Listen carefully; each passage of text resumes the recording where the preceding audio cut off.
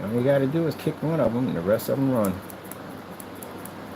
Chain link fence, use it to my advantage point. You're gonna bounce off of it, and I made sure when I kicked him, I didn't catch him with the link, the fence with the bar in the middle of it, because you see it hurt somebody pretty bad with that bar. But yeah, jumped up, and struck him in the chest. You know, people never expect for you to kick him. That's what I did. That hop kick, jumped up, got him in his chest. Didn't have to extend the foot much. He bounced off the gate, struck him again. That was it in the fight. And once they saw that I was trained, I knew what I was doing. They ran. Interesting about the hood is everybody knows everybody. I ended up finding out about my people who lived in that neighborhood, and mother and father came up and family members came. They apologized about the whole entire ordeal and said, no hard feelings at the end of the day. Kids gonna be kids, and I was reckless myself. You know, I did dumb stuff myself, and that's it. Shook the man's hand. That was the end of it. But it could have been worse than that. Could have been way worse than that, because he had bumped into one of them crazy thugs in the neighborhood. It might have been a whole different way. You gotta be careful how you treat people. You never know who you're bumping into. And I feel bad about it? Yeah, I felt bad about it, but I had to do what I had to do. I didn't want to go down that road. I'd rather just be left alone in my own little circle. I don't walk around thinking I'm big, bad, this or that. No, I walk around in my circle. I mind my own business. I'm in my own bubble at the end of the day. I want to be left alone. Now, if you want to step foot in my bubble, I will try to talk you out of it. But if you want to stay there, then I'll put you in the hospital. That's what's going to happen. It'll mess you up. And that's why I'm happy that my Lord knows my temper at the end of the day. He knows the type that I can lose my temper on that level. It keeps me protected from all that nonsense. You know, that's what Satan wants to do, start trouble. Most people that are trained in fighting don't want to be left alone. They don't want to be, leave me be. You stay in my own little world, be happy. Paint whatever I like to do, be left alone. But it's jerks at the end of the day that want to go try people at the end of the day. And you're people who try the wrong person and don't end up coming back from it. Because you will bump into the wrong person. Oh, that karma. That's what I want to talk about last time, that karma. That karma is something else. I told you how Fernando's got a lot of karma to pay back. A lot of it. A lot of it. That karma is something else. You know, people in the neighborhood get terrified about karma at the end of the day. That's the way life is evening things out. I had a friend of mine, like I said, back in the day, he was a stick-up guy. He used to stick people up, take their money. Long time ago. This is when he was young. Now he's not that person anymore. He picks people up. That's how I met him. Picked me up and took me to the store. I had to pick up a few things, and I don't drive, so I basically used his services to get from A to B. He's a cool dude. We got to talk and got to know each other, stuff like that. We became really good friends. And he told me, like, you know, I ain't seen him in a while, because he's usually always out in front of the Family Dollar. That's how I met him. I had a nickname for him. I called him Carman. So I see Carman out there, and I've always paid Carman a little more, because I always do. I pay all the drivers a little more than what they, because at the end of the day, you know, they're doing the service, they're helping me out at the end of the day. So I can pay them a little more. God bless me, and I can give that blessing right back to them. So we got to talking and everything. You know, changed his life. He used to be a stick-up guy back in the day, and changed his life, got his life together. You know what I mean? Went to jail, did some time, got out, and ended up, got this nice union job. They paid real good money, and he likes to drive, so he basically started taking people from A to B, you know, make a little money on the side, a little side hustle. Everybody got a little side hustle. I don't care how much money you make, you got a side hustle. Everybody got one. But anyway, he got late one night and went to go pick this guy up, and eventually the guy tried to rob him, pulled out a gun, and they got to fighting, and the guy fired off the round, and it went to his hip. And he said when he pulled the gun out of the gun compartment, he had him in sight. He had a laser dot on him in sight. He was going to strike. He was going to hit him. And he said he stopped. I said, what you stopped for? I said, you know, this guy got a lot of family. And most people in Philadelphia really got a lot of family. And I was like, I've seen the guy before. I said, I could have made a phone call. I had to take him care of it. I left it be. He said, because it's karma, man. It's karma. I had to pay for it. I stuck up a lot of people when I was young, and this is just karma paying me back. I was just wondering when it was coming, because he was scared that he was going to pass off the earth and it was going to go to a family member, because it does happen that way. It can go to somebody else, and they could take that hit instead. And he was happy it finally happened, because now he knows he's relieved that nobody in his family won't be touched by it. But people think at the end of the day it's a superstition, but it's a thing. It does. It does. And it has a way. Life has a way of evening it out. And the more stuff you do, the heavier the penalty you have to pay back. Sometimes it can even be your very life. I've seen a couple of those too. So when I was young, I thought it'd be fun to set fires in the back of people's houses. Thought that was hilarious. Right? When I was a young boy. And later on, as I got older, I completely forgot about all this nonsense I did when I was young out there getting in trouble. I got caught in a burning building 3 times. One of them was died in. And you know what I could think about? All I could think about, because it does remind you. It reminds you, no matter, I could be 10 years, 20 years down the line, when it happens, you will remember what you did to get that. Mine happened 3 times to me. The last one was died in. I could have been killed. But it wasn't meant to be. But I do remember, that's what I did remember, what happened. So I was caught in the first 2 I was caught in, I got out of those. But that last one, oh man, I almost died in that one. I almost died in it. And the only thing I could think about, after you go through that ordeal, everything you smell. Like you could be in your house chilling, and somebody could have a barbecue, and you will get up like, and you look all out the window, smell all the outlets and everything, because it drives you crazy, because you think your place is burning down. It just puts you in that mindset. So, somebody having a barbecue, you think your house is burning down. It trip you off crazy. I went through a lot of anxieties over that, but I had to pay it back. Because imagine the anxieties I caused other people. Now their houses didn't burn down, nobody died, but it was frightening to see fire pop up in your backyard, and who knows what was in the house that I caused all that. I had to pay for that. And that last one, boy, I tell you, I was just about to put my headsets on. Just about. I was living at a friend's house, and he did the electrical work in the house. And he hooked up the power line outside, which you're not supposed to do. But anyway, he had a little training in electricity. He knew about some stuff, but not, But anyway, he hooked up the power line and all that. And we had free electricity. We were chilling in the house. And all I hear was, yo! I was just about to put my headset on. But I would have heard anything at all. It would have been too late. I died in the house. I heard, yo! Get out of the house. The house is on fire. Get out of the house. Because I was the only one on the 3rd floor. I lived on the 2nd floor. So I go to open up the door. I'm seeing the lights go out one by one. I can't go that way. Impossible. I'm on the 3rd floor. So now I'm trapped in this burning building. And this building is going down. And I have a cat. And I'm fighting with the cat. Because cats don't listen for Jack. For nothing. They don't listen. So I'm thinking, okay, screw the cat. He's not going to make it out. Because he don't want to listen to me. He's running all over the place like another. Better yet, the cat got out before I did. So I would tell you something right there. I should have followed the cat.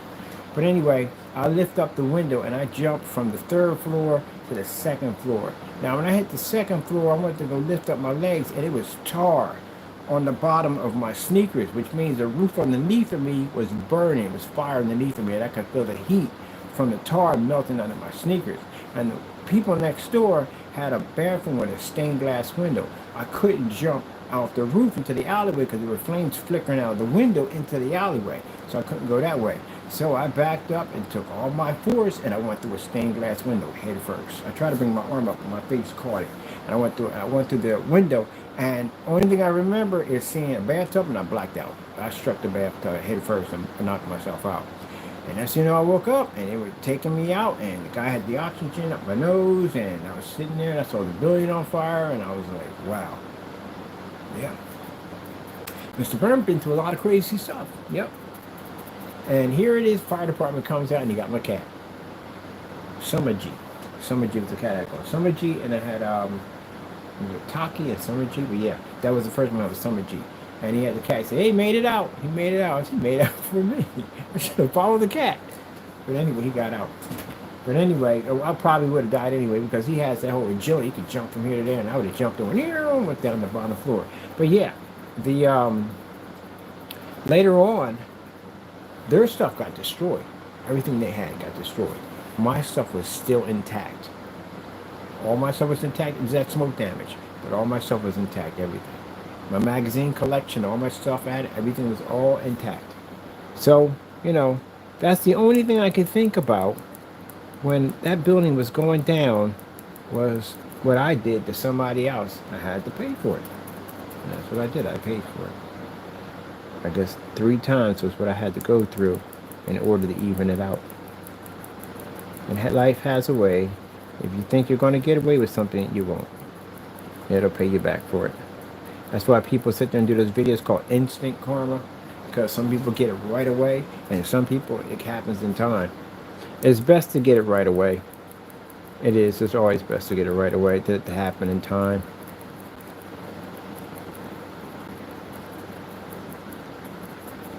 But some of that's superstitious. No, it ain't. It happened to me. Definitely happened to me. And then I got that Christian karma. Good gracious, that's even far worse. That happens sometimes right away, right away, right away. Yeah, threatened my brother-in-law to shoot him in the face. Never forget that as long as I live. That happened right away. The minute I said it, I walked around the corner. It was just the whole thing was like I should have realized, but I wasn't. I was so angry and so ticked off. I just wanted to leave. That block is always crowded. It's always crowded. There's always somebody on the block. For some reason, I walked around the block, there's nobody out there.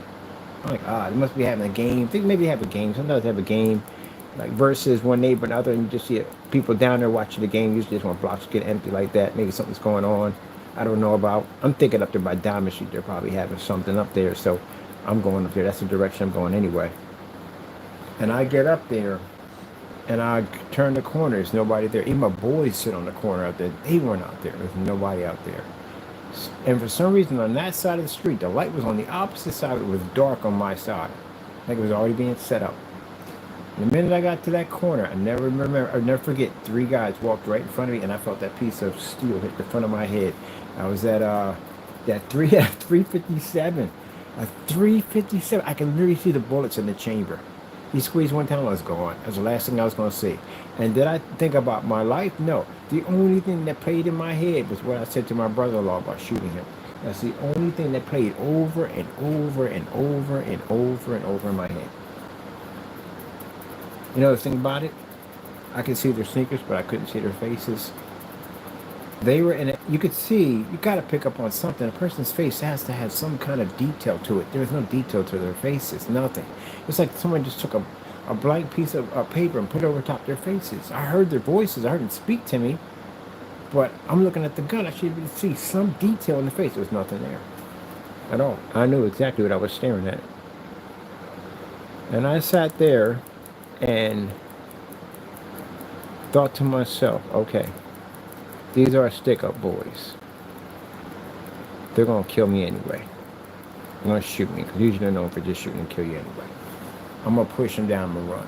I was zigzag. If you get me in the leg, at least the closer I get to that corner, I can get him, I can get some help. So I pushed him. There was somebody there because I did push him, but he wasn't actually there. But I pushed him and took off running and yelling. Hopefully I can get to somebody to come out there and help me out. And when I got around the corner, me being the person I am, making that a person made me run at the end of the day, I was coming back around. I was gunning out. That's that arrogant. The devil put that in me that quick, that fast. I'm out there getting judgment. I'm coming back for it. Because I'm figuring out, you're not going to make me run off my block. I'm not going out like a punk. You're going to kill me, you're going to kill me. So I come back and they're gone. Right in there. No noise, no car, nothing at all, period. And now I'm in rage. I'm really upset now. And I go back and I find my people. And I said, look, somebody just tried to rob me a few minutes ago. I knew automatically why they were there. But yet the devil put that rage in me. I knew why they were there. They were there because I threatened my uncle. Did I tell them that? No. I told them this guy's brand trying to stick me up because I was angry. Got in the car, locked and loaded with a bunch of my boys, and started coasting the neighborhood, hunting for him. Because we weren't about asking no questions. Ain't nobody was going to get out of the car, ask you jack. We was going to blaze you and move on. That's what we was going to do. I don't care if you was out there with friends, family, kids, whatever. I was going to blaze you. That's the type of person I was. I told you I was not a very nice person in my younger years. I was not a very nice person. But it didn't make a difference. I was upset. I was angry. I was ticked off. And you was out there with your people. It's out to your friend. You was all getting it. I didn't care who it was. You was all going to get it. So that's the type of person I was. You know, proud of it? Heck no. Never would be proud of it. I did the devil's work on so many levels it wasn't even funny. But, you know, that's the rage he put in me to do that. And we couldn't find him. We went from one end to the next. We talked to everybody, even the crackheads. They know everybody out there. Like, you never seen so-and-so. Like, what are you talking about? And who the frick are you describing? I ain't never seen these people. And we never saw them again. Never saw them again. Now, me knowing why this really happened, refused to believe this. And every day that I didn't ask for forgiveness from my brother-in-law, it got worse.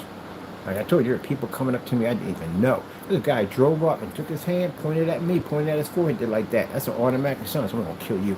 You're dead already. I'm like, what the? What are you talking about? He was like, what did you do to him? I said, I have no idea who he is.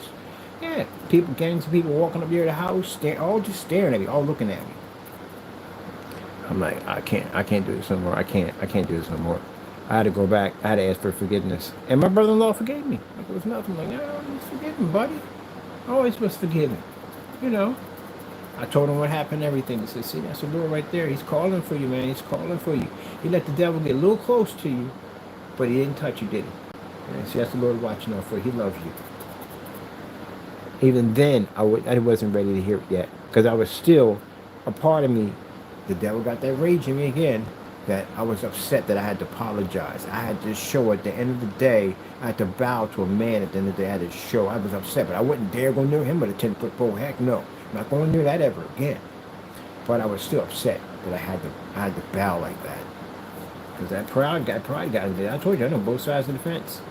Both sides of the fence. But I'll go near him? Oh, heck no. That's how I know people at the end of the day, that you haters out there who try to attack me and try to hurt me, you can't touch me. Because I know what that feels like. I actually did that to a Christian, and I know what they went through. I know what I went through. So I know for a fact how the Lord protects his people. I have never forgot that. As long as I live, I've never forgot that lesson. Because that gave me the first-hand experience on what happens to people when you mess with Christians. Let the devil get close to you. Man, it's no joke. No joke at all. So when you're out there thinking you're getting away with this, that, and the other, mind you, Satan's up there in heaven talking about, what about him right there? What about him? Let me have him. Let me have him. And I was like, no. Look what he's doing down there, man. He's making all this trouble down here. He's attacking your own people at the end of the day.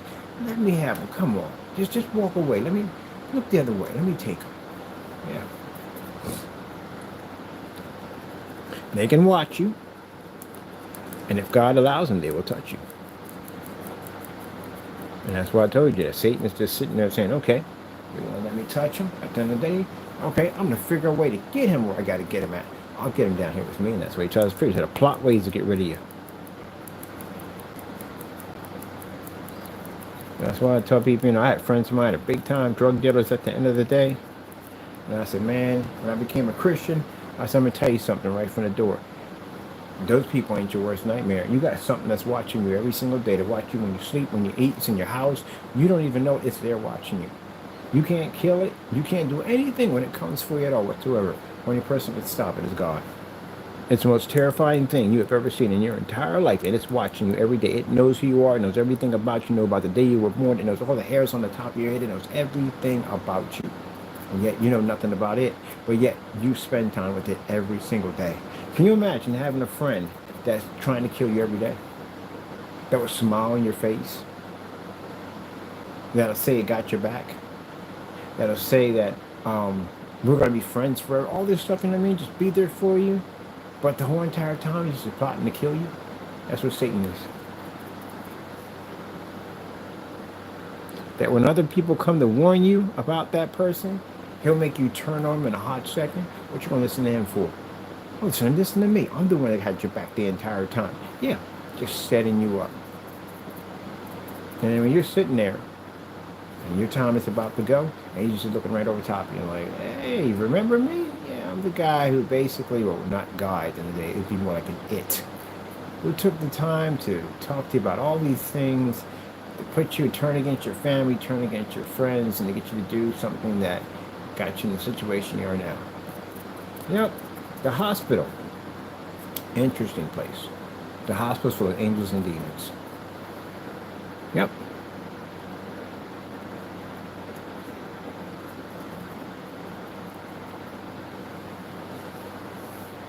People that are committed heinous crimes or did things, never got people to get saved. They didn't have to commit a heinous crime, but they didn't get saved.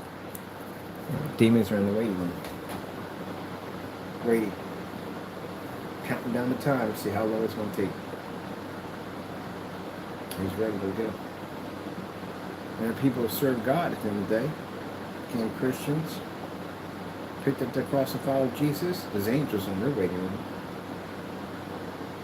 Welcome, brother. It's time to go home. That's what's waiting for you. Who is in, when your time comes, who's going to be in the waiting room for you? It's not just your family in there waiting for you. There's something else waiting in that waiting room. The family can't see it. Sometimes Christians can sense it, but sometimes they can't. You'll see it. You definitely will see it. You don't want to see it, trust me. You do not want to see it.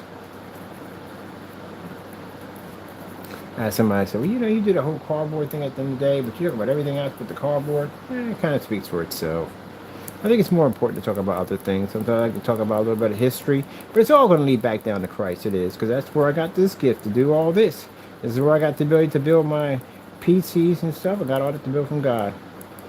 That's where it all came from. Can't deny something that came from Him. I can't deny anything. Hey, I myself came from God at the end of the day. You know what I mean? My salvation came from God. The ability to be able to do this instead of being locked up in some prison somewhere for the rest of my life is all from God. The fact that I survived multiple car accidents, poisoning, everything else you can possibly could have done to jack myself up, drowned almost a few times, been caught in a couple of fires, been electrocuted a couple of times, and I'm still here. All because of the grace of God. Every house that I asked for, the Lord said to me, the Lord spoke to me. I've heard the Lord's voice quite a few times. And I remember when I was getting the house, the first one, the Lord said, you like that house? And I said, I like that house, Lord. He said, you want that house? I said, yes, I do, Lord. He said, take the house, print it out on a piece of paper, and put it in the Bible. And sure enough, I got the house. Every house, I did the same way and got it. Exactly the same way. Yep. And I tell my ex, I was like, we're getting this house right here. We got to start packing up. We're going to get this house right here. We're moving at the end. Our lease is going to be up. We're getting this house. And she's like, we're going to move like he said, yeah, we got the house. It's ours. And sure enough, we got it. That house in Haventown was in the Bible. I put it in the Bible. Lord told me to put it in the Bible. So again, when you attack that house, you attack His blessings. When you come out here and you attack this, you attack His blessings.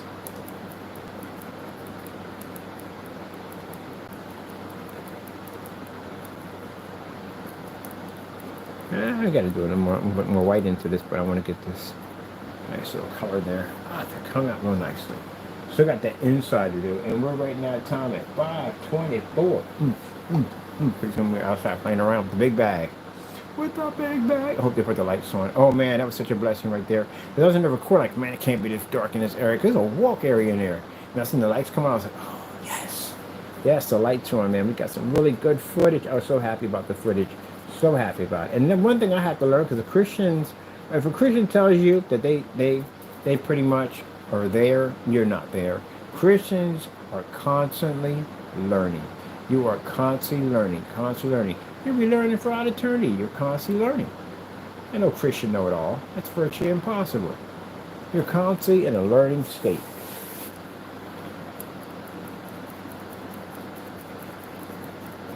I have to learn that as I go along in life, that I don't get to make these decisions. God makes those decisions.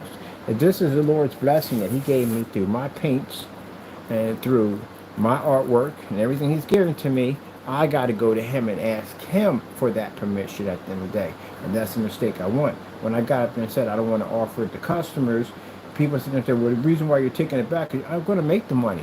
That's the part you don't understand. It's a blessing from my Lord. I'm always going to have the blessing. I'm always going to have the money. Unless I go and I do something that disrespects Him, and I don't do things right by Him, then I will lose those blessings. But I'm always going to have it. Always. So that's never going to change. My Lord gave me a promise, and He's kept all His promises, including me being free and being out here right now. So I'm always going to have that. I made that statement. I made that statement because I got foolish and I got what money you want to do for this and what you want to do for that. And the Lord said, hold on, wait. This is my blessing at the end of the day. This is my gift I gave to you. The reason why you have it is because I gave it to you. He'll talk to me. He'll scold me. He'll put pressure on me. And that's what He does. He said, you got people out there this could be a wonderful thing for at the end of the day. This is something that for everybody. Not who you choose and who you select. And I said, you're right, your Lord. I'm right. You're right. You're right. You're right. So I gotta answer to him. And the reason why I say this on camera is because I say this because I confess what I do before God and the Lord and everyone, because I don't want to go in the situation that Satan had me in. Satan had me in a situation where he'll put that pride in you and say, don't tell anybody about this and don't tell anybody about that and keep that to yourself. And you lie on this and lie. You see what that grows into? It grows into problems. So basically, I disarm Satan by putting it out there. Everybody can hear what I got to say. So, but people that are who serve the devil will sit there and go, "Oh, he's saying that because he can't get the money." Buddy, I've always had the money. That's what you understand. I've always had the money, and that technology right there, yes, it's worth millions of dollars. It's worth a lot of money, more money than I could ever imagine. That's why I don't think about it. I think about the things the small things that I want, but I don't go on the big level of it all because I know Satan will use this against me. I'm scared to death to have that kind of money. I'm terrified. You know why I'm terrified? Because that's more problems that Satan could bring to me to try to make me separate from God. I would rather be homeless. I would rather be living on the streets than be a rich man without God. If I had a choice, you can have anything you want. You can be super rich, but you can't have God. I don't want it. Now, if you're going to say, well, only way you're going to be able to have God is you got to be living on the streets. You got to be homeless. I'll take that. I'll take it in a heartbeat. Did that one already. See, what you naysayers don't understand about Mr. Bird is I've been through so many trials and tribulations with Jesus Christ that I have learned a lot about myself and a lot about the Lord. And I've been through that money chase already. I've been homeless. I've been on the street. I've eaten out of trash cans. I've done all that stuff. I'm not ashamed of that. I had to go through trials and tribulations. I had to learn. Any Christian at the end of the day says, you're going to go through trials and tribulations. It makes you stronger to deal with the devil who's trying to kill you every single day. So I served money. I dropped my cross for money. And it was the most miserable experience of that timeline when I did it. I had no happiness whatsoever. I was the most depressed individual. No matter what I purchased, no matter what I bought, led to no happiness whatsoever. You know what made me happy? Being in that church. Being in the church with those worn down sneakers, being in the church with them outdated clothes, being in the church made me happy. And now here I am with expensive sneakers and jewelry and all that, the most miserable person in the world. Money, at the end of the day, I don't chase. I chase God. That's what I chase. God will provide everything that I need. Everything that I need. So I don't chase money. So that's why no one can buy me. No one can do this or the other, because I don't chase your money. I chase God. So that has nothing to do with all that. That's your interpretation of the world you live in. I don't live in your world. Christians are visiting. We're passing through. That's what we're doing. Because this is not our world. Like I said, the money I'm going to be blessed to have, and it's going to be a great deal of it, I'm taking that money to help other people out. And the money I'm helping other people out, they will all know that where that money came from. It didn't come from me. It came from God. All of it. I need them all to know that. If they don't like it and they find it funny, they laugh off it, I don't do business with them. I move on.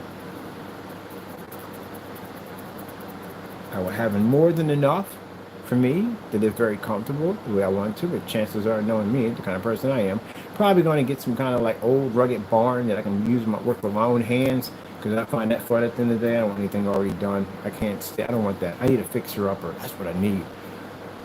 Fixer-upper. Like I said, I finally got the bathroom done. I want to do my own bathroom, do my own kitchen, and do it all myself. But anyway, I can't wait for that.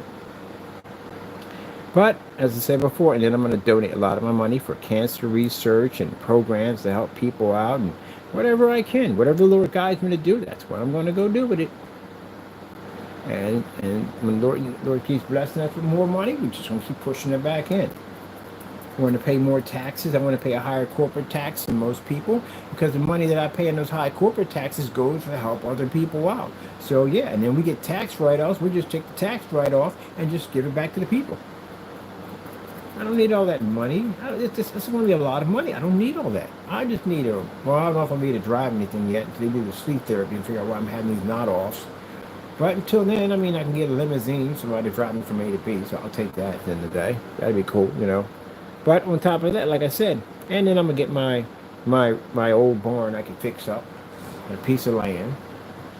I'm a simple person. I don't need to go to a fancy restaurant. Don't need a floss and all that stuff. And I caught myself saying stuff like that to when I'm gonna get postcards. Can't do that. I can't do postcards. That's bragging. If I brag, I'm gonna get in trouble for this. So on camera, every once in a while, why videos go missing, I delete those videos because I did something on the videos against God that I didn't like myself. I can't brag about something.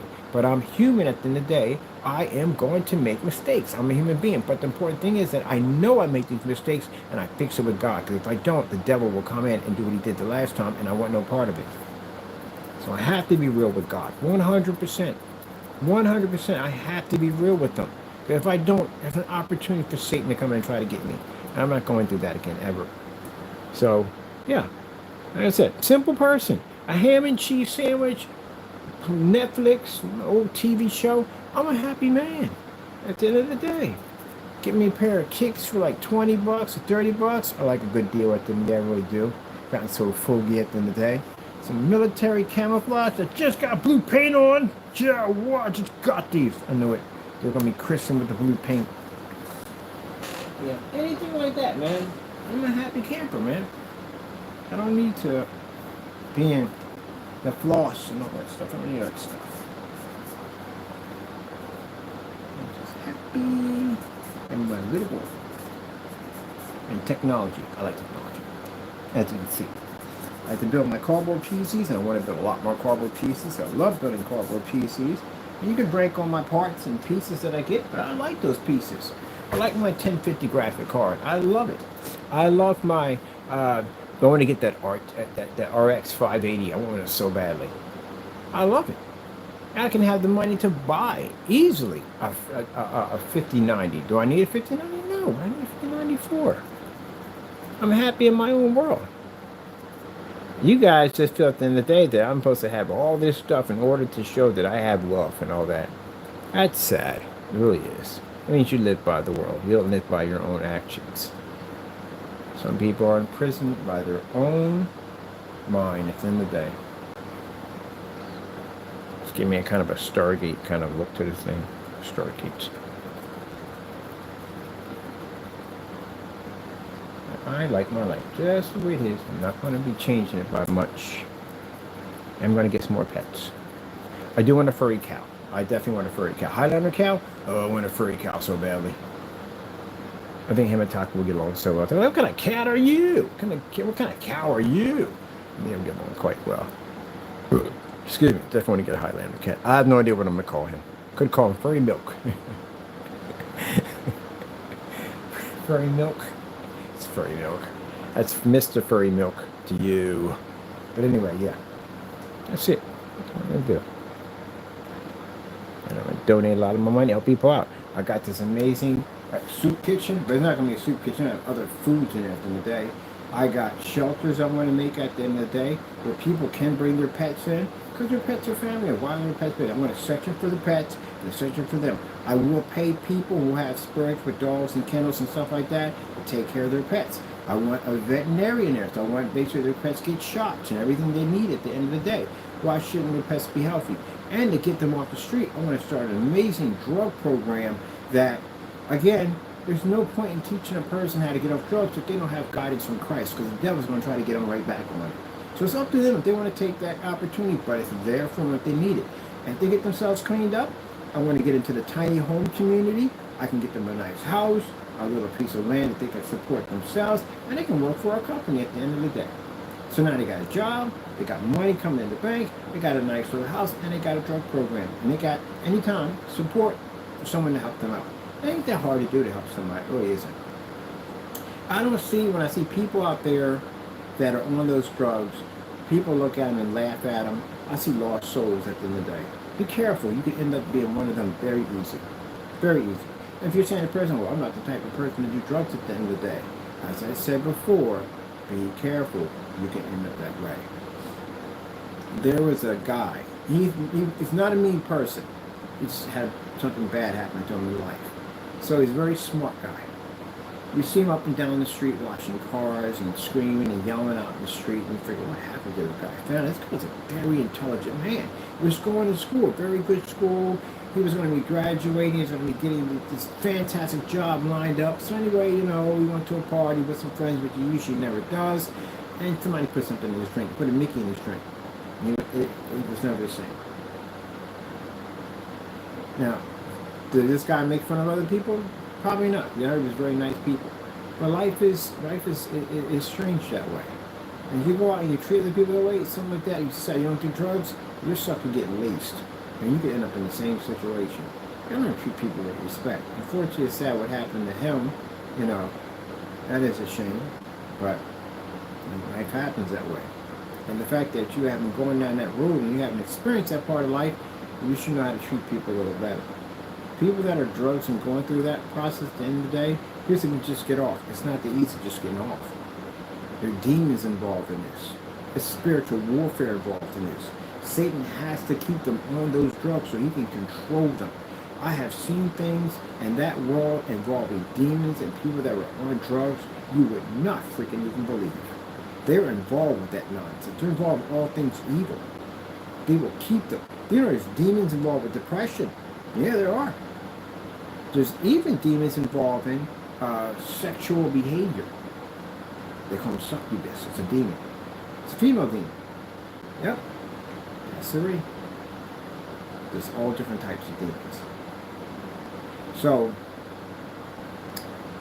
with this mess, with this, what goes on with them, there are demons involved in that. That's why you got to get them involved with Christ. Many people got clean, they were with Christ. Demons don't play in that area anymore because the area is clean. The house is cluttered, it's full of dirt and filth, all kinds of filth in the corners. When you get that area all cleaned up, it's clean, it's spotless. And demons don't want to be in there anymore. That's why I got to get Christ involved in all these programs. The Lord's involved. Now, I expect them to fight it. We can fight it. I fought it myself. But yeah, I tell you, biggest regret I have ever made. Two regrets I have in my entire life that I regret. One regret I have is that I didn't find Jesus sooner because I was not part of that world. But at least I can take my testimony, what I have, and share with others people at the end of the day what I went through. And the second regret I have, pornography. Yep, pornography. One of my demons that I deal with, that I have to fight all the time, is pornography. And it was a mistake I made when I was a kid a long time ago, and I never forgot as long as I lived. Now, thank God, praying with the Lord and being with Him at the end of the day, He's allowed me to release me from this curse. Because first I started off with books and magazines, and now I got to a point, and I don't know how I got the strength to do it. But the Lord had me pick up everything and just throw it out in the trash and walk away from it. The Lord protects me from it. One for Him, I would be in a bad situation going for Him. But for somebody saying, "Oh, you're a sinner," everybody has those demons. Everybody has demons. Where they drink, smoke, do drugs, whatever you do, those are your demons at the end of the day. And that's what basically will try to destroy you. Satan figures out what is about you that he can use to try to destroy you. What do you have? Now, these guys, at the end of the day, they have not seen the demon that sits before them. I have seen the demons that have sat before me. I recognize who they are and what they are. I know the battle that I am against them. But what makes it dangerous is if you don't even know your enemy, and your enemy is staring you right in the face. He could have a long sword right in front of your face and you would never see it. But I see these demons. The biggest mistake I made when I was a kid, roughly, probably I would say about 8 years old, coming home from the store. I can remember as if it was yesterday. And I remember I saw this magazine rolled up between, under a car, near a car tire. So I go to pick up this magazine and I look at it, and there's pornography in it.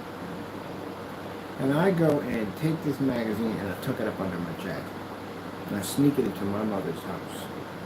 And I take it upstairs and I look at it. And the guilt that I felt from that book was like no other. I would give up my left arm for it to have it back again. I felt a guilt of shame. I felt a guilt of pain.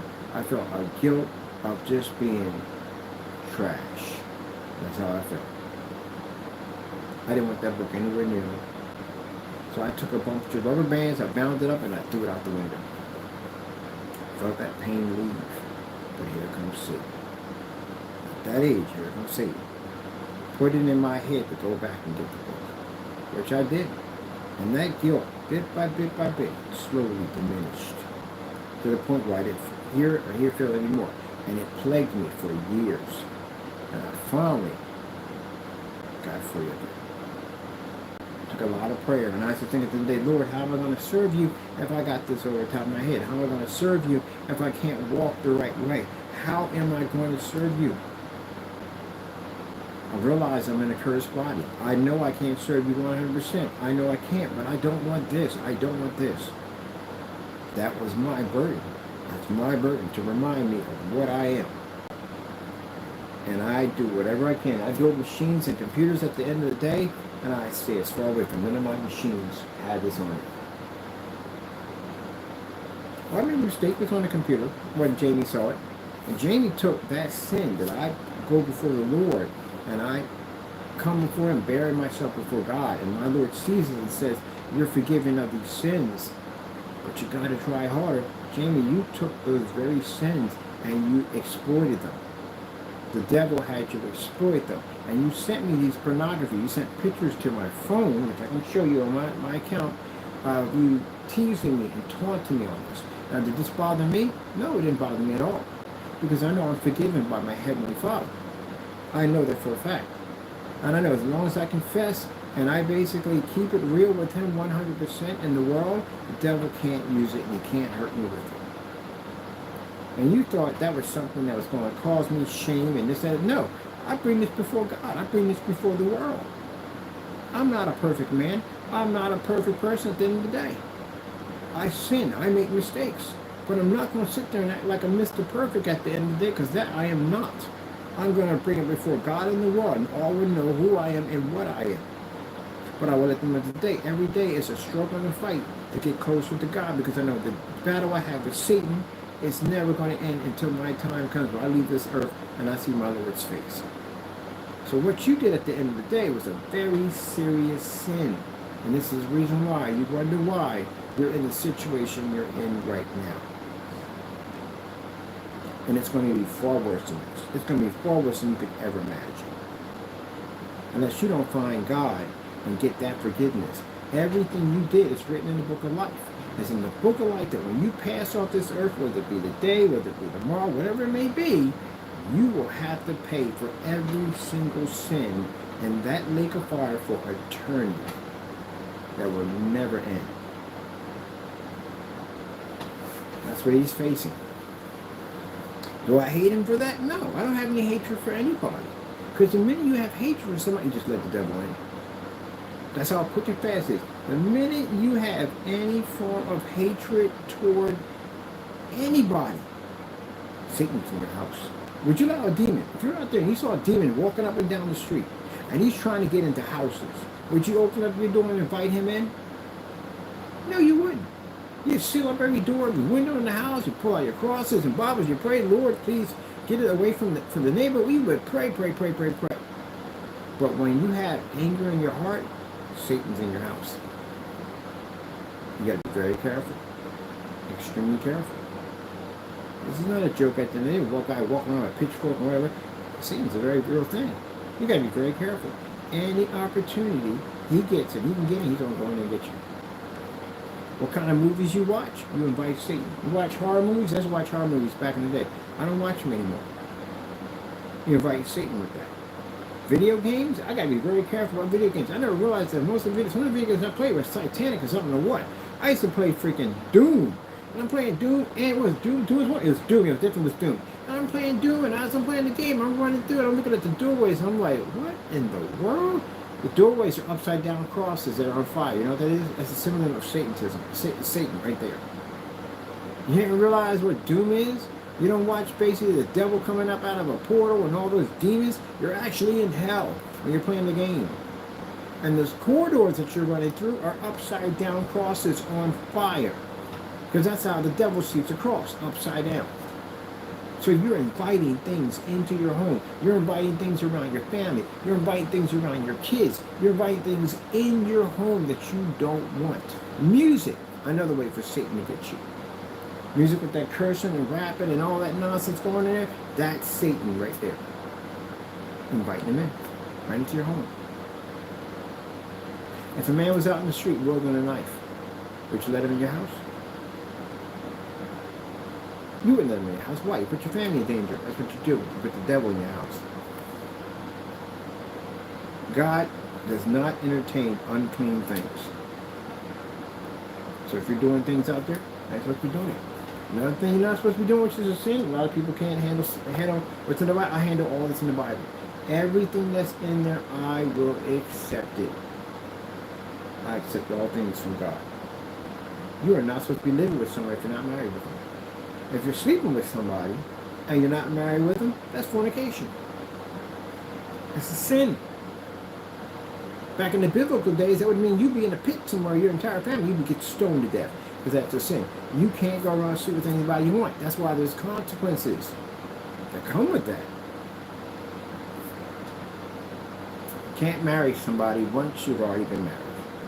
A lot of people can't accept that one. They won't accept it at all, period. They'll fight that one to sell it to somebody else. Some Christians break that one. You're not supposed to do that one. Because technically, your spouse, whoever you married, is still alive, and therefore God's contract is still standing. To death do you part. Do you understand the vows that you read out at the end of the day? To death do you part? For sicker or poor? No, sorry, it's sicker or whatever it is. It's rich or poor, whatever the other one is. I've been to nothing. But yeah, to death do you part. Do you understand when you say it? To death do you part, which means the only way you're getting out of that contract is that one of you have to pass off the earth.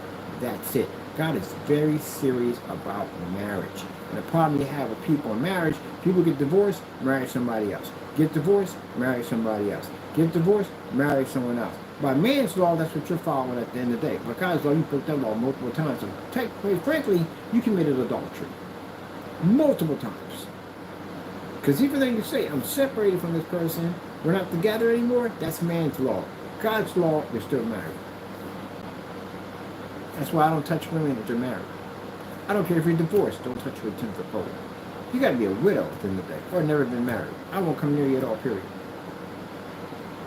And that's somebody saying, well, what's the problem with that? Because, take that out. You're not with that person under man's law. Under God's law, you're still married. I had a Christian member of my family go get married, and they weren't supposed to do that. I told them from the door. You know you're not supposed to do that. From the door. A whole bunch of excuses. Or we make excuses when we want what we want. That's what it comes down to. When we want what we want, we make excuses all the time of why we should have this. What if God himself came down and had this conversation with you? How would that end up?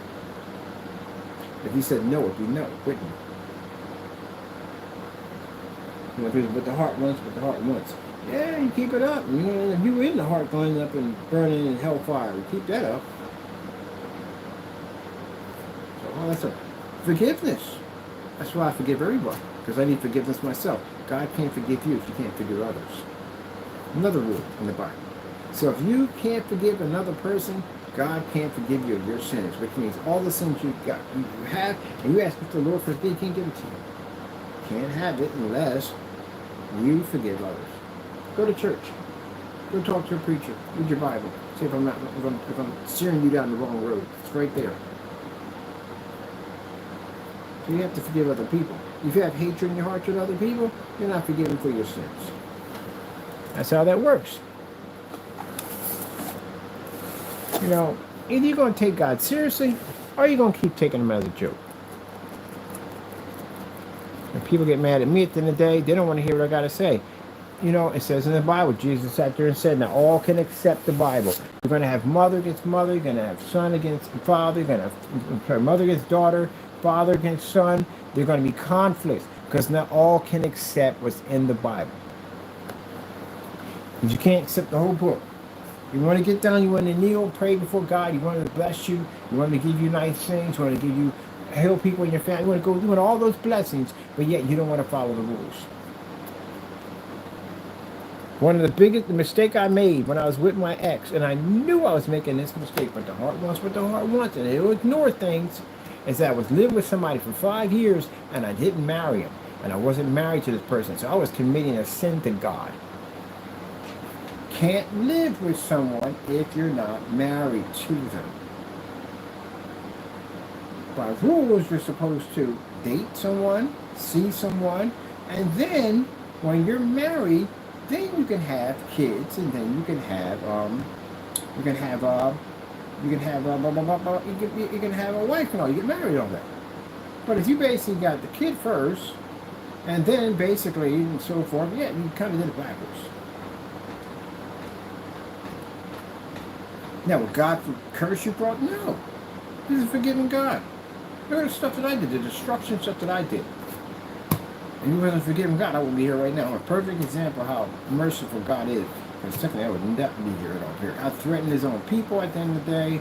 I have basically cursed out my mother and made threats to her and made threats to other people in the family. I did all kinds of stuff, man. I even walked into a church with a knife trying to kill a priest. So if the Lord sat there and said, after all this destruction he did, and I know Satan was up there asking for my soul at the end of the day, and I was like, no, not this one right here. This one right here is going to be working for me pretty soon. I ain't working for him. That's why God forgives. That's why Jesus came there and hung on the cross. So you can have the opportunity to be saved. That's why. So imagine that. Stuff that you do right now that can easily condemn you to hell with no problem whatsoever. God gave his son to come down here. He didn't even have to do that. Think about it. I'm just watching all the destruction of mankind at the end of the day. You think I'm going to give my son up to be sacrificed for you guys at the end of the day that pretty much won't accept what he just did for you? You're going to basically make jokes about him at the end of the day. You're going to turn his sacrifice into nothing but a comedy show. Why in the world would I even bother to do this for you? Because I know you're going to do it. So how about we just fix it all together and I crush your earth? You don't exist anymore. Why do a Thanos on you? Just make you all disappear. Because I don't need you at the end of the day. Why would I need you? I can make anyone I want to worship me, but he chose us. You know how amazing that is? That's absolutely it's mind-boggling when you think about it. So I'm going to send my son down there to help you guys out, and you guys are going to torture him, spit on him, and everything else you could possibly think of. There are people who accepted him, and there are people who followed him, and there are people who basically that he enlightened, they took on his teachings and all that. And then the devil saw it and said, well, we got to put an end to this because, man, if he basically is allowed to hang on that cross, I'm not going to get these people the way I want to get them. There you go. Jesus went all through all that for you. All that. Would you do it? Can you do it for some strangers? Let people beat, spit on you, whip you, till you bleed, you split open, and then basically hang on a cross while your flesh tears and you're being hung by freaking spikes? Could you do that for people you don't even know? That won't even appreciate you. He did it. So much more, like I said, at the end of the day, God has mercy on us and he didn't have to do it that way. We could have easily got people to serve him. He chose us. It's mind-blowing at the end of the day. What's amazing about God at the end of the day, he can't even go against his own word. How do you have so much power and yet you can't even go against your own word? You know how amazing that has to be? It's incredible. Absolutely incredible. So I was promised that if I basically got baptized, I was promised that if I pick up my cross and I serve the Lord and I see Jesus Christ as my Lord and Savior, that I am promised to enter the kingdom of heaven. He didn't break that promise. Nope. Didn't break that promise one bit. And here I am today. An example of how merciful God is. Because it didn't have to be that way. He could have sat there and said, oh, I'm tired of this one right here. Now I go ahead and take him out. Satan would have ripped me in half. Didn't allow it to happen. And even when I got saved, and I backslid, and I chased money, and I dropped my cross for money, he still had mercy on me. And how did the Lord deal with me? He took it all away from me. He took everything from me. I lost everything. Ended up being homeless. And he still watched over me. And now I'm going to sit up here and be a very rich man from this technology he blessed me to be able to have. And you know what I'm going to do with it? I'm going to use it for his will. All of it. for his will. And I'm going to tell people this story over and over again and again and again and again and again on how my Lord saved my life and put me in this position that I am. Can't be fake before God. It can't. Gotta say it like it is. Am I ashamed that basically at one point I became addicted to pornography? No, I'm not ashamed of that because it was a sin that I had. One of my sins I had is short fused. Lord learned to control that one. Short fuse. Yes, a very bad temper. Easy to lose it. Lord got that under control too. Because keep in mind, I see how the Lord has gotten under control. Gentlemen, like I said before, I'm not the biggest, baddest person on the face of the planet. I am not that person at all, period. But I do handle my own. And seeing that the way you guys have treated me and my family, and I'm able to turn the other cheek on this and do this the proper and right way, shows that how much my Lord has changed me down through time. For me, this is another version of trials and tribulations for me. Mr. Williams, carrying on and acting up, all you guys coming at me like this is trials and tribulations for me. And as this goes on, I see how the Lord protects us, how he allows our business to still flow despite what you guys are trying to do, but also it sees that I have changed and I'm not that person anymore, and no person can ever push me to basically drop in my cross at the end of the day and run after Satan. Because if I had never gotten saved, gentlemen, and I was still in those streets, you wouldn't be around anymore. I guarantee you, bar none. Trust me, I said, I'm not the biggest bad, I'm not that person. But at that time I was out in those streets, I wasn't afraid of death. I was extremely suicidal when I was out there. So I couldn't care about my life at the end of the day. I sure enough wouldn't have cared about yours. So by any means necessary, I would have made it to your front door. And if I had got to your front door, the police wouldn't have gotten there fast enough to stop what I was about to do. That's the type of permanent being I was. As I told you before, when those people stuck that gun to my head, I knew why it happened. I knew why, but I refused to see it because I was full of so much anger and so much rage that I even turned the corner to go back. They were going to have to kill me in the process. And they weren't there. Was that enough? No. Then I had to bring other people into this mess because then I lied to them too and told them, hey, these guys try to stick me up out of nowhere. And I got a bunch of people in a vehicle with me to drive around and look for these individuals. Now just say, these people were real. They weren't demons. And I saw them out there. Even if he was holding a newborn baby, we'd have fired him. It wouldn't have made a difference. That's how engulfed I was in with the devil. It didn't make a difference to me. If you were out there holding your kids or out there with a newborn baby, that meant nothing to me. Another casualty, another day in the neighborhood. It's all, as long as we get you, it's all that matters. And I'm going to burn your house to the ground, which means that even if people are living next door, I don't care. That's what I'm talking about. When I tell you I've seen the evils of the devil, I've seen the evils of the devil. It would have been enough just for me to hit you. I would have taken out your family. I don't care who, where, we'll get them. That's the type of person I was. And that's how embedded I was with Satan.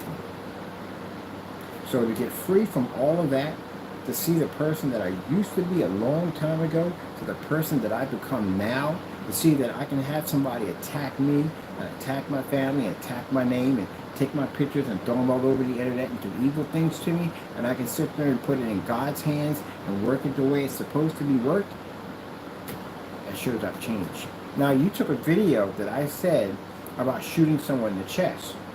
And the video, you guys were posting my address. You guys were making statements about having people come down to my home. And mind you, I have little ones that come to see me from time to time. They're my god kids. What had happened if I was out there with my god kids and someone had brought harm to them? I'm licensed to carry a firearm. So I said on camera that anyone comes down, yes, I'm going to use my firearm, which I'm supposed to. That's why I bought it. That's why I trained to use it. That's what it's for, to protect me. And when you're going to someone, sending them emails saying, hey, this is your address, I'm going to come down and see you, and all these bad things are going to happen to you, and guess what's going to happen? I'm going to use my firearm. I'm not going to ask questions about it. And then you walk up on that property, and I know what you're about, I'm taking you down. That's it. That's my God-given right as an American citizen on this planet, an American citizen, to protect my home at all costs. And that's the reason why we have a license, we have a right to bear arms. And that's what I have a firearm for, to protect me and those around me. I've taken the time out and the discipline to learn how to respect and use that weapon. And if anything comes up on my property that's going to put anybody or any of my family members at harm, I'm going to do what has to be done to get the job done, to make sure they are protected. And I'm pretty sure you would do the same thing, but you guys took that video and manipulated and tried to make it sound like I was going out and threatening and shooting people. You're going to pay for that. Remember, everything you have is written in the book of life. God knows what you did. So now you see what's over in the dark comes out in the light by Mr. Williams' action. You see the kind of stuff we were getting. We were getting that from Fernando. Fernando wasn't sending half-naked pictures, no, but he was sending weird stuff over. That's the reason why I made that statement. But you try to make it sound like I'm going out threatening people. The problem you have here, gentlemen, I have an outstanding record. My record is absolutely clean. It's flawless. I have no record. There's nothing there at all, period. So the person you try to paint me up to be doesn't stick. Everybody sees it. Because the Lord's not going to allow you to take, you working with Satan to try to attack one of his Christians at the end of the day. He's not going to allow you to do that. What he's going to do is he's going to take all the stuff that you're doing that you think you have in secret and put it out there for everybody to see, which is happening to you right now. So you're not taking anything from me. And you're not going to cause any damage to me in any way whatsoever. You tried everything you possibly could, but remember, everything you did is written in that book of life. And whether you're here today or tomorrow, when God decides to take you from this planet, hopefully it's not soon, hopefully you get a chance to get saved, but if it doesn't happen, you know where you're going. And you also know what's watching you every single day. Every day it's watching you. Well, can't say it, more like Legion. There's a bunch of them that fell. There's a bunch of them that fell off that little situation. Is this wet? I don't know. I want to hit that or not. If it's wet, it's going to basically mix my colors. Would it be a bad idea to mix this my colors too much? I don't know about that. Looks a little bit like it could. I don't know. You got to pay for all that. If I didn't get saved, let's say I got out of lockup, say I went back to my old life, not as bad as I used to be, but maybe I went back a little bit to it, and I died. Went out to the store to get something, got caught up in something, I died. I'm going to hell. And everything I did, when I went and did all that stuff, I'm going to pay for everything that I just did. There's no get out of jail free card. I'm going to pay for it all. It's all written in the book of life. It was never erased because I never got baptized. I never had my sins washed away. And therefore, since I never had my sins washed away and I was never baptized, at the end of the day, it's still there. And here's the thing, too, for the kicker, for people to understand. Just because you get baptized and your sins washed away and you think you can still go out and commit the same crimes, no, you will pay for all of that. You know, Christians can lose their way in heaven. They can go to hell. Don't think at the end of the day that because you're a Christian and you feel that at the end of the day that you can go do whatever the heck you want to do and there's no judgment for what, no, you're going to hell.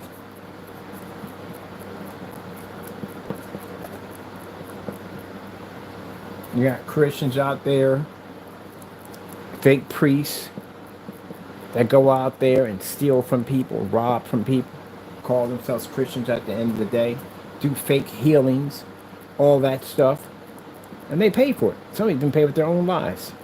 There was a black guy, a bunch of them, black guy, a few white guys, were on stage talking about how he comes from some 7 scroll. I watched that thing from some 7 scroll, something that he was supposed to come from. And he knew that what they was doing was wrong. He knew it. He knew it was wrong. He sat there and said it before he died. He knew it was wrong. That he shouldn't be doing it. And he was warned not to do this. He did it anyway. So they got up there and they put this man on a chair. And they carried his chair around, put a crown on him and a robe, gave him a scepter. He was supposed to be one of these kings. And had these people bowing down, worship to him. Man ended up with stage 4 cancer and died. Yeah, all of them. Something horrific happened. But I know from him, yeah, stage 4 cancer. Worst of the worst you can get. And he died. Passed on. You can lose your salvation.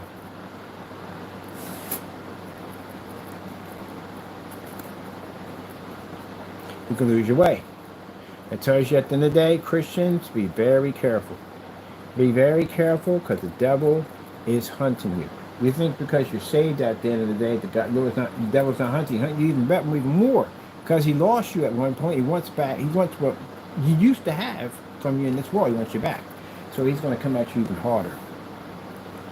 Make you walk away from Christ.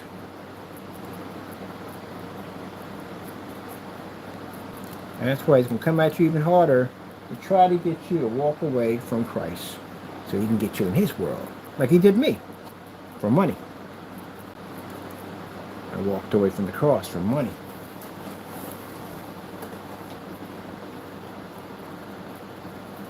That's what he's going to try to do. Try to find something to persuade you to walk away from God. Something.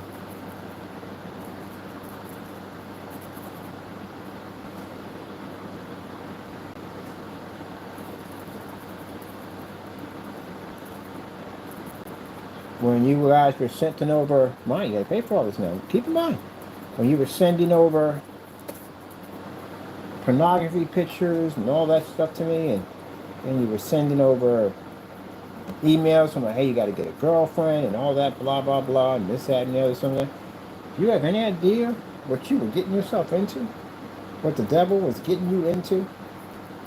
I just shook my head. I felt sorry for you. You know why? Because you have no idea what you are following. You have no idea. And some of you, after having this conversation, will go out and do something even more dumber. It won't affect me. It's going to hurt you. It's not affecting me. It's not hurting me one bit. I'm protected by Jesus. That's the part you don't understand. The devil keeps telling you that you're doing some damage, but you're not doing anything at all. All you're doing is just digging a bigger hole for yourself. The devil just keeps giving you a bigger shovel each time. Now, here you go. Try this backhoe. I think this would do the job perfectly. Yeah, there you go. This is really digging up some dirt on you now. Yeah, bury you. Turn around, they're going to say, hey, got something for you, and smack you in the head with a shovel, you know, bury you in there. That's what he likes to do. Who you going to call out to? I'm going to call out to God. Oh, Lord, save me. Help me. You better pray he listens. I'm happy he listened to me because he didn't have to. He didn't have to listen to a darn word I was saying out of my mouth when I was crying out to him in court, asking him to save my life. He just sat there and said, didn't I just give you multiple opportunities? You didn't listen to me one time. When I gave you all those opportunities, you did not listen to me, and now you want me to save you. Could have did that easy. I was scared to death that he didn't hear me. Scared to death that he didn't hear me. Like I know Mom, like, what if you don't hear me, Mom? What if you don't hear me? What do you want nothing to do with me?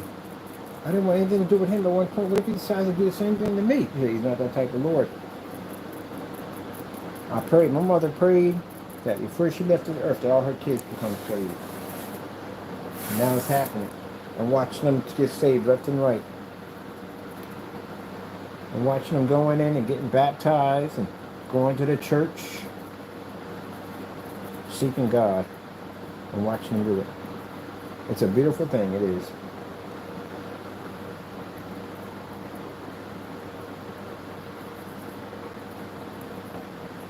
When these people be saved, there's somebody be saved.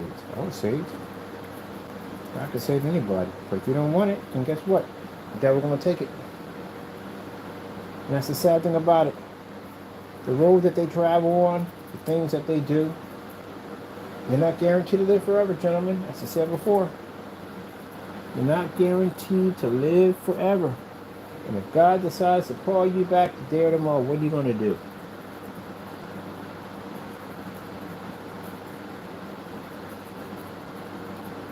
What you going to do? God says you belong, your soul is what I require. What is it happening about the rich man? Talking about that, the rich man who basically put all his money, guy went out and put all his money and his faith into money. Built up his barns, stocked it with more grain, stocked it with more wine, cattle, land, just built on the earth, built on the earth, built on the earth, built on the earth. And he's supposed to come before the Lord. Lord, to you fool is your soul I've required tonight. And he died. It was time to go. But he built up all this wealth on the earth. And the Bible warns about building wealth on the earth. that building wealth on earth, that money becomes your God, you will lose your salvation in heaven. That's what this man did. He went out and he built big, tore down his small barns and built bigger barns to hold all his wealth. The Lord said, you fool, it is your soul I require tonight. So what's good with all those barns and all that? It's not worth nothing now. It's going to go to everybody else. That's why I describe life as a giant spaghetti strainer of life. You're going to pass right through it, and all your possessions are just going to stay on the other side. It's like you ever watch Minecraft, and you die in Minecraft, and all your valuables are there, and people just take what they want. That's pretty much what it is. You're going to pass through that spaghetti strainer. And everybody on the outside of that spaghetti strainer is going to be your family and friends waiting to take your stuff. And you're not going to need it. You're not going to be here. And then when their time comes, and that's the crazy thing about it, as they're collecting, getting as much as they can, they're going to pass through it too. And the same thing is going to happen to him. It's going to happen to them. And it's going to keep processing over and over and over again and again and again. We leave this earth, everything stays behind. Even the body stays here.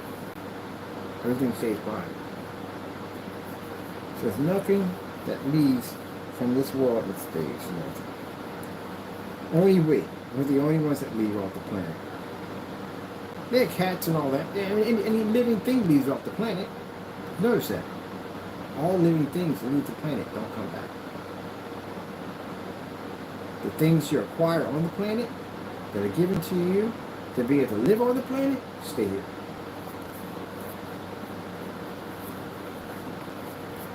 So nothing here is yours. Everything you have is borrowed. Do you see what I'm building? Bro, it's not mine. When I die, it'll be here. All this stuff will be here when I die. I'm not taking any of this stuff with me. I don't need it. That's why I don't make it my God. I put God first before everything.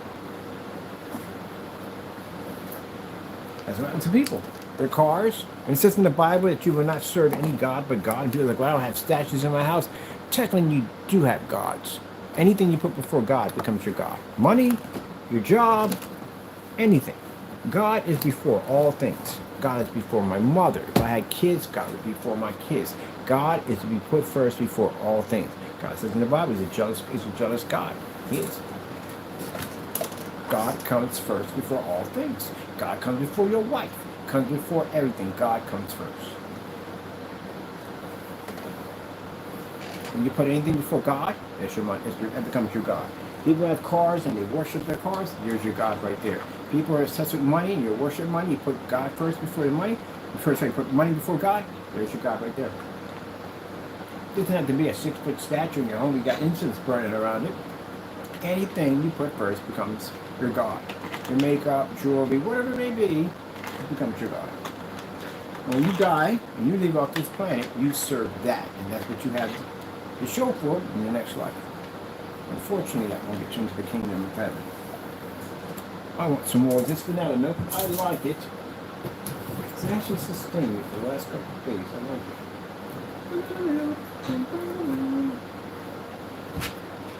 Now, interesting thing about it, 4th of July is, I think it's tomorrow, and I am going to be celebrating a holiday about not paying taxes while I'm paying taxes, because I need to celebrate the holiday about not paying taxes. Isn't that funny to say? You know, you would think just on that one holiday, they should just have it that way. No one pays taxes for the month of July. At least. I mean, come on, give us that. But nope. Unless you go to Delaware. I guess the only place you don't pay taxes is Delaware. So I guess I got people in Delaware. Just drive down to Delaware, buy some stuff, and come back up here.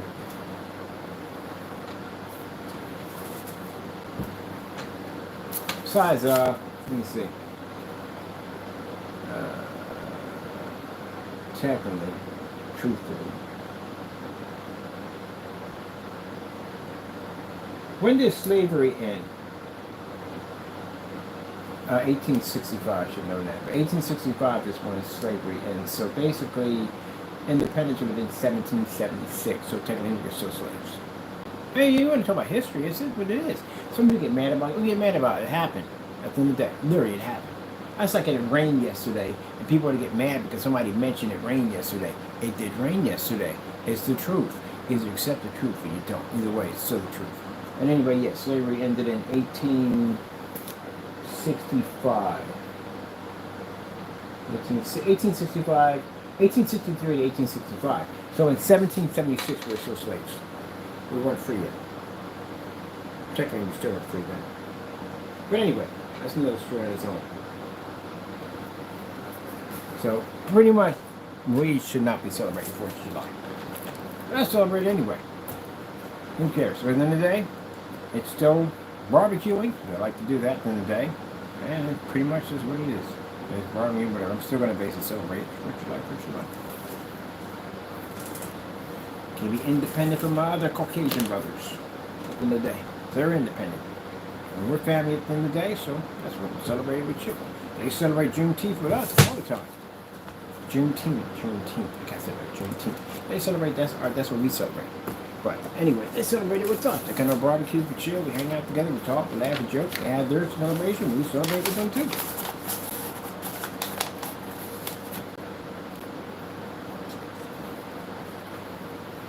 You know the stories about the black barbecue? People say you go there and the food's so good you get the ice and you pass out. That's actually real true. I got a couple of my Caucasian friends I bring with me to black barbecue. These guys are so excited when they go over. They have a ball. They have an absolute ball going over. They have a ball. We all have fun together. That's one thing I love about sitting down and seeing my Caucasian friends of different races and stuff all sitting around laughing and joking. Man, that's the best barbecue I've ever. The best barbecue. They have a ball, man.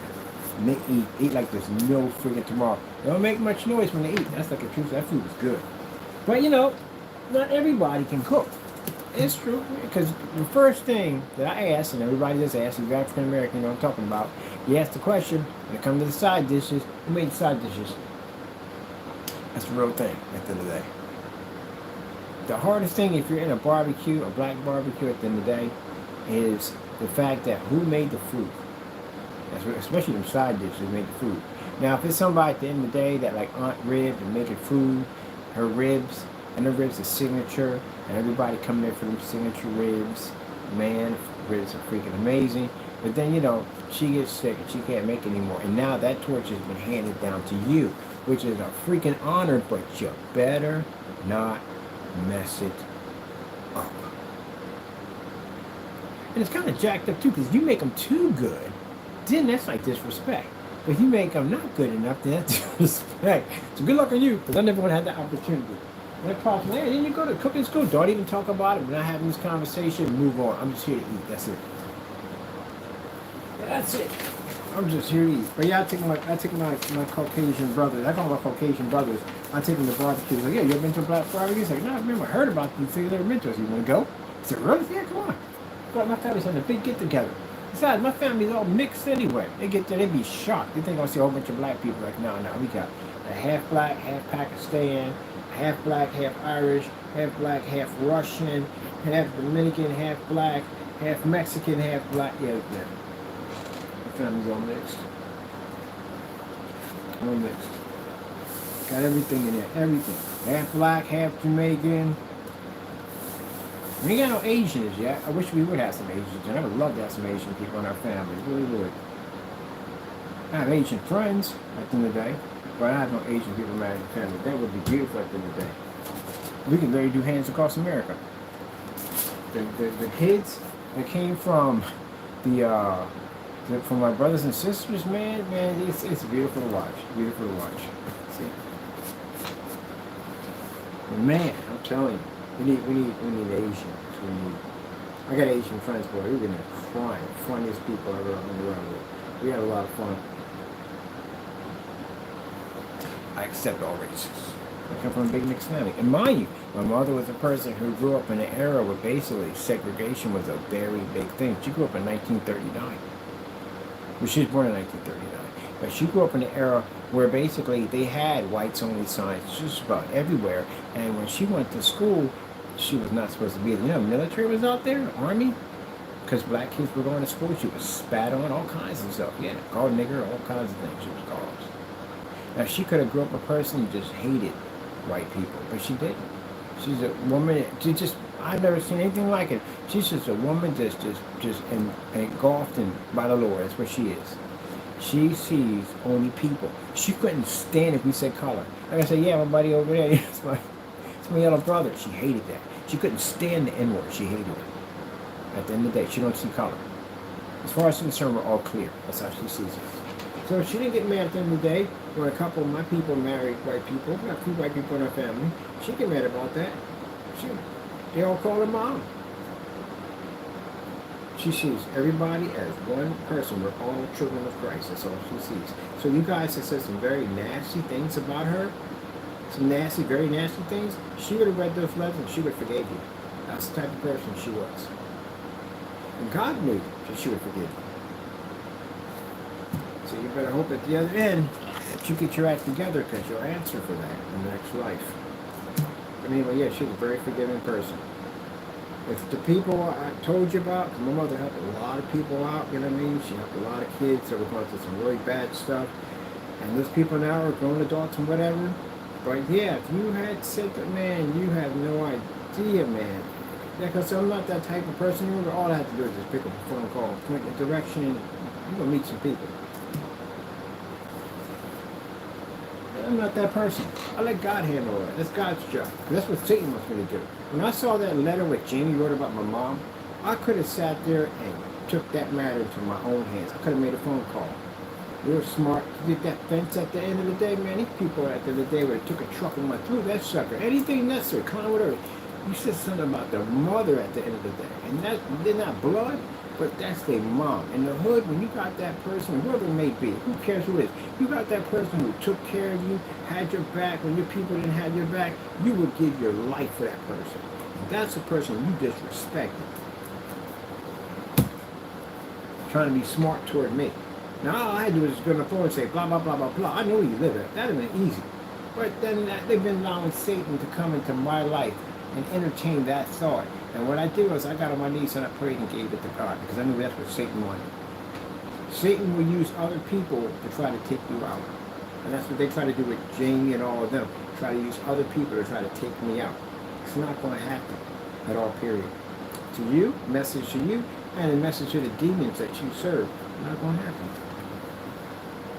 Look at my time here. I got to be outside with a screen pretty soon. And I'm making myself some more non-dairy coffee creamer French vanilla. This stuff is really good. I'm gonna get. They got the whatchamacallit next. They got the one with the caramel in it. And I just put a little bit of whatchamacallit with some water in this. Man, this thing is freaking amazing, man. I'm just not eating any food right now. I basically want to lose this weight, and this is actually working for me. Actually working for me. It's not dairy too, which is good, because if it's dairy, I get that. Like I'm actually trying to breathe freaking cottage cheese through my nose. Yep. Satan's like, all you gotta do is just contact somebody. You know who to call. They'll go out there. They'll take care. I got family in California. Fernando? I got family in California. I got family out there in Arizona, Texas. I got family in Vegas. I got family out there in those parts.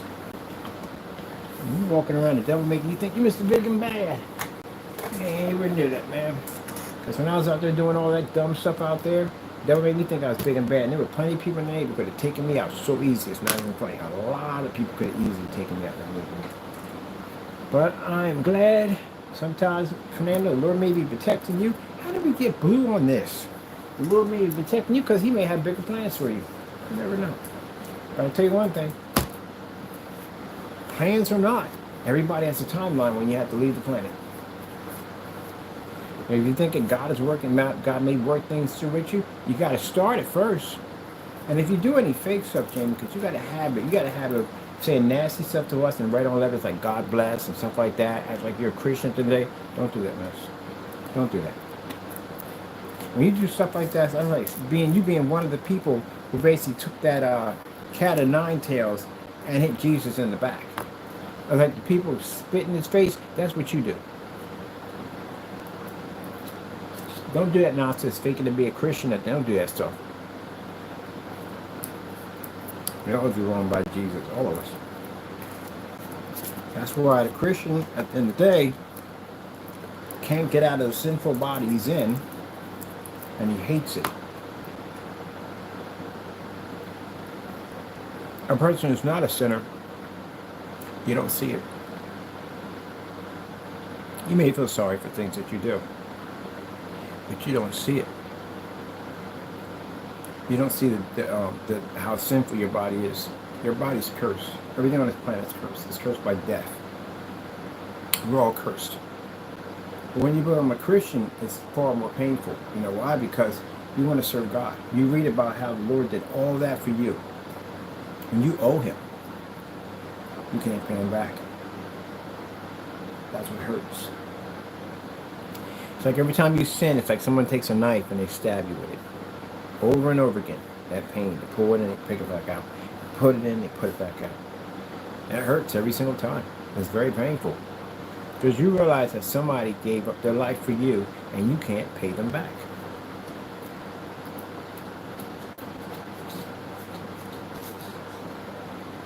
That's what hurts. But when you're a sinner on this planet, you don't see it. You'll commit all kinds of sin. You'll do this, you'll do that. You won't see it. You don't see your cursed body. If you die off this earth, it'll be too late. That's what happens with that. And the ultimate for a Christian is when he leaves this world, we go home. That's why we're happy to die. That's when our time comes. We're not fighting it. I'm not going to fight it. Natural causes, baby. Don't stick anything into me. I don't want any of that stuff. I don't want to live any longer on this planet. Let me go. Let me go. That's it. Let me go. I ain't trying. Well, I don't want to stick around here for the day. I ain't trying to commit suicide. No, because that's a sin. But if it's my time to go, then let me go. I don't have that in my will. Let me keep me in a life support system. I don't want any of that. Let me go. I go home, I can see my Lord and Savior. I'm off this planet. I can see my Lord. And you know why I want to be off the planet? You know why? Because that means I get to serve God 100% without any sin at all. I get to pay it back. I get to see God. I get to serve Him. That's the dream of any Christian, to be to serve God 100% without sin. If any preacher out there says at the end of the day that they don't commit sin, they lie to you. They do. Their bodies are cursed. Is you're going to think it? Anything. Try to go a whole day without doing anything at all, but not even thinking of whatever. You can't do it. Your body's cursed. So you think at the end of the day, when you're going through all this, you're like, well, wait a minute. How am I supposed to serve God correctly? How am I going to make it into heaven? How am I supposed to fight the devil? I'm in a cursed body. I can't get out of this thing. Not until it's your time to go. So it's horrible to go through it. You got to go through that pain. You know, your body's cursed.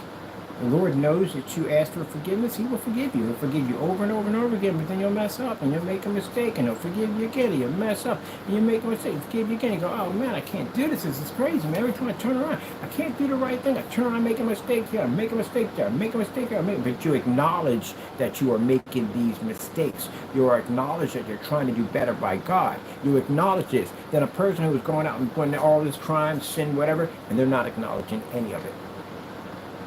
That's like them spitting in your face and say, I'm sorry, I didn't mean to spit in your face. Do it the next day, spit in your face. Oh, I'm sorry, I didn't mean to spit in your face. And do it again. They find it funny after a while.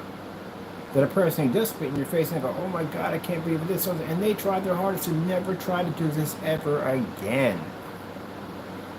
So, when a Christian dies, this is the best thing that ever happened to him, because he gets to go home and serve God 100%. 100% without sin. I am out of this cursed body. I'm going home. I get my celestial body, and I get to serve God 100%. Will I remember this world? No, I don't have any memory of this world. At all, period.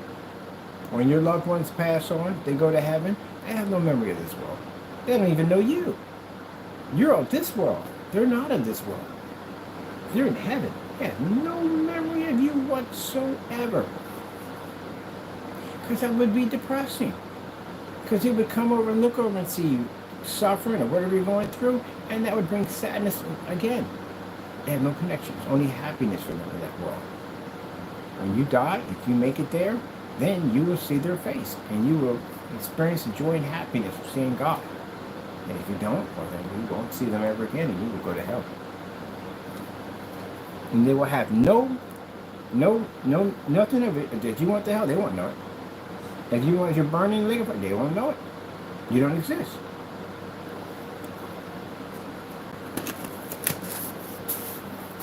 We got down here 6:32. I got some work done on my case here. I gotta wait for all this stuff to dry in here. I gotta go back in and recoat again with some white over top of it, and then blue, and then white, then blue, and white, then blue, and white, and blue, and white. And then we have to go with the glue. Then after the glue, we go with the high fluorescent powder application, because that allows it to glow even higher. And then we go back over to it with some silicone, and then get that icy, melty look to it. And then we got to start on the fire. Electricity should be a little easier to do, because it involves the cloud, electricity, delay switches, and all that stuff. Quite frankly, get this soldering done, because that requires some soldering. Well, there's some soldering done, Josh. Soldering. What are we doing today? We're soldering, putting things together to design our own circuit board.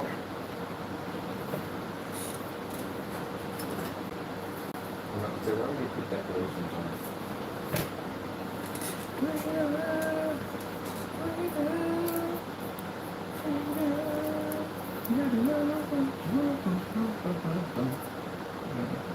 okay, you should have this over here.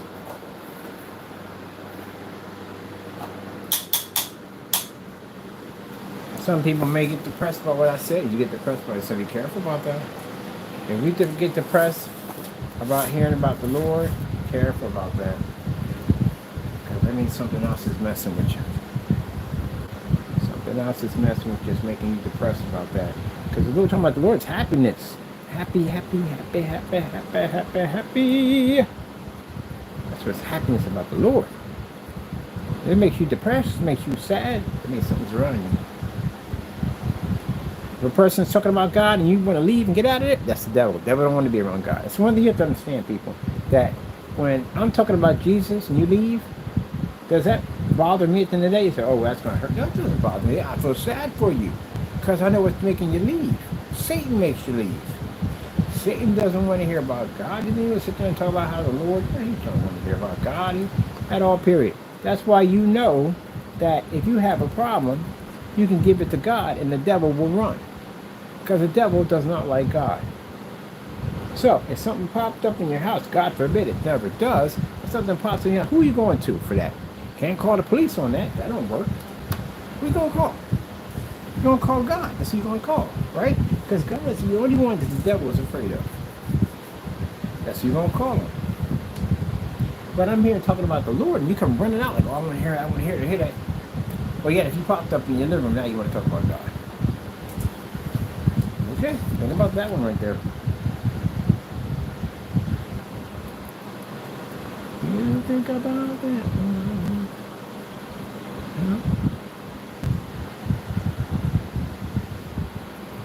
Chestnuts roasting on an open fire.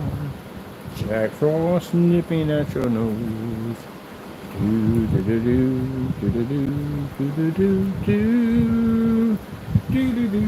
That's the Christmas music. That's what it's like. I like Christmas music all year round. I like Christmas music. Christian and I listen to that Christmas song. Who said that?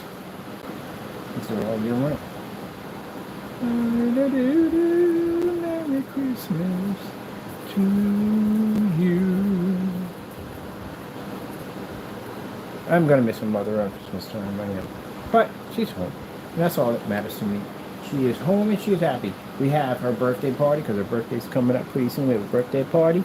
We had a birthday party when we had a celebration party when she left, when she passed away. Celebration, Christian celebration, that she is now home with Christ. Her mother talked about going home so much that I can't wait till I see Jesus' face. And she's home. She went home.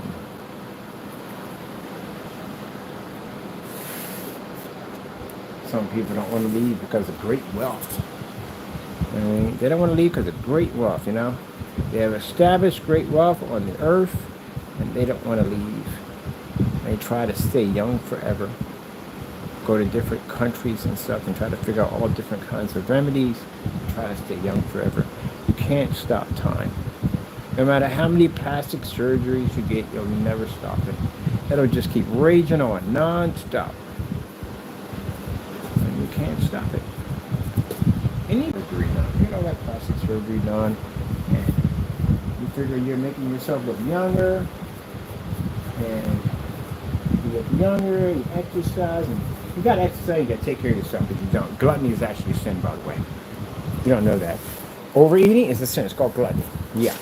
It comes with consequences. It comes with death. So you know that. You can beat gluttony, yeah.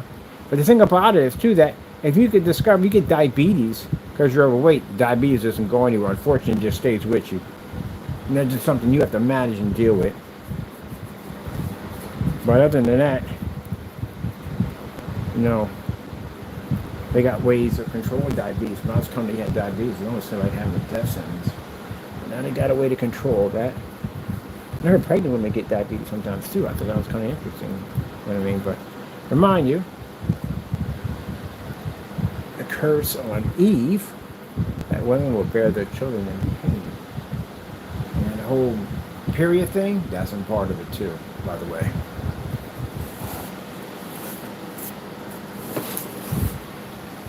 And men got the curse that a man will work by the sweat of his brow.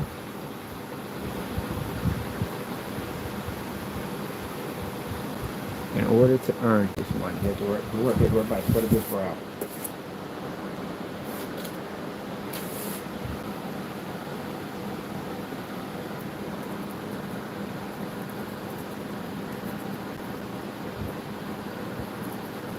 We got cursed, but we didn't get as cursed as a woman. Because the woman was the one that ate from the tree first. And that's why women get mad at me at the end of the day. They'll be like, it's the truth.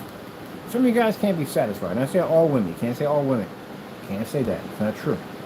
There are women that can be satisfied and be happy.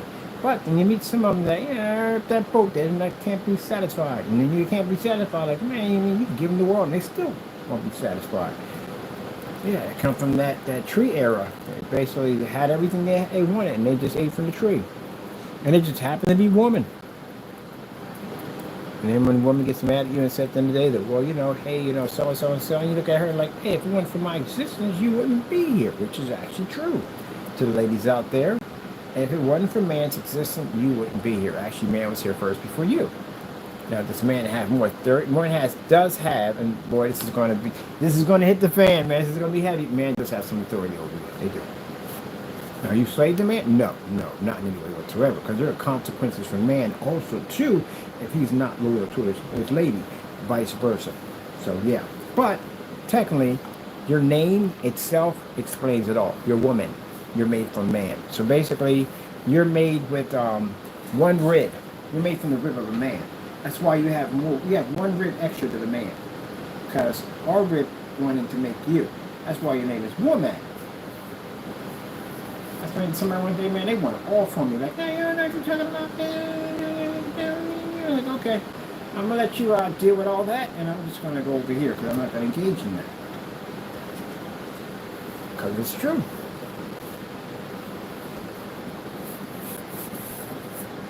Your name is not she. Your name is woman. That's what you are. But, for those people who think that I'm 100% wrong, you got your own opinions. When you die and you wake up in the next life, you explain it to the God Almighty, the one who created all things before your existence was ever thought of. You had that conversation with him. And be sure to tell him how wrong he is. Because I guarantee you won't be saying any of that whatsoever. That's what I told you. You get mad at me for anything. That's okay though. When you pass off this earth, God forbid, you live here a while. Hopefully you get that whatever you got fixed. But if you do pass off this earth in the next life, you can explain to him why he's wrong and why you're right. It's interesting. You can be on an airplane and your wing can completely pop off, and I guarantee you won't have that conversation at that particular time about why God's wrong. What conversation do you think a person would have at that particular time? Plane's plummeted toward the earth, wings missing completely off the plane, it's just in a death spiral driving into the earth. What conversation do you think you're having with God? Are you telling God that he's wrong and he should mind his own business? Or are you sitting up there praying your brains out, Lord, please, if we survive this, I pray to basically give my... Yeah, people do that. They put that whole dedication thing in their God, you know what I mean? They promise. Some people keep up with it, some people don't. There was a story about a plane crash they had, and everybody on the plane died except for one person. That person died. That person became a Christian. They wouldn't go. They had to go through that survivor's guilt because you can't figure out how you survived and everybody else died. Because The purpose and the reason why. Because your very testimony itself is what saves people. Like Saul's testimony, he basically murdered people, Christians, and gathered up people and put them in slavery and basically put them in prison. He murdered a lot of people. Saul got saved by God. He became a disciple. So that God can save Saul, he can save anybody. All right, people, I'm gonna let this dry up real nice. Sorry, my bag is gonna do it. My bag in. Only got one dot of paint on me, so that's good. I'll take that. I'll take that as my paint voucher skulls.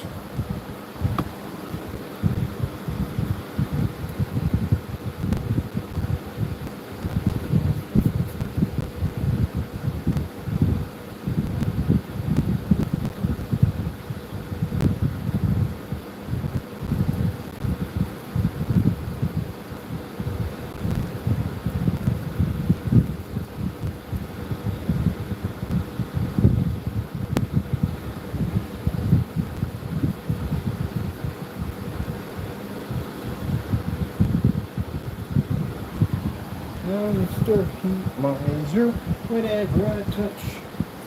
Mr.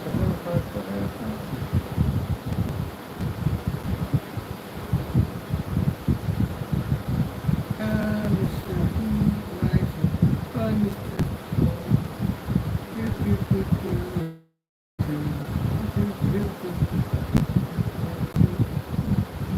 Miser, too much.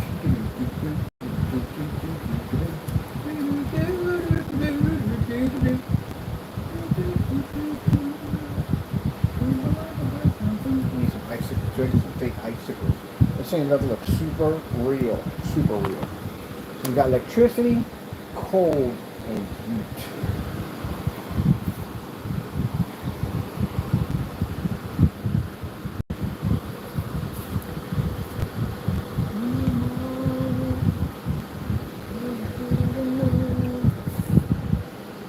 Okay, let's see. Let's see if we got anything else. Let me go get cleaned up. Oh, man.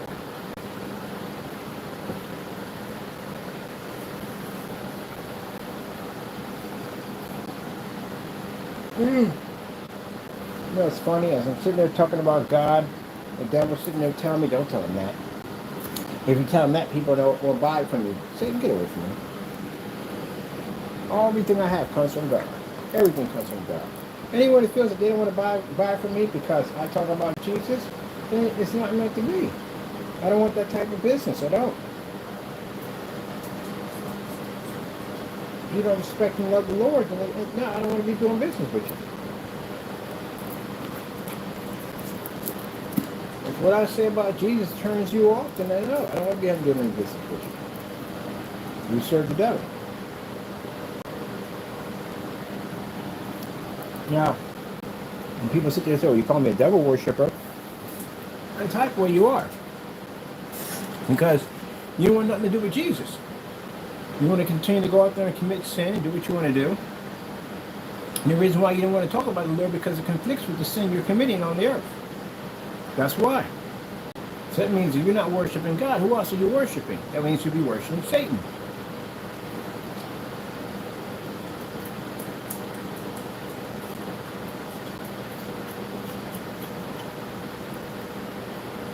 And the reason why I know these things is because the reason why I didn't want to be part of the church and I fought my mom so hard because I would rather be out there doing my sin.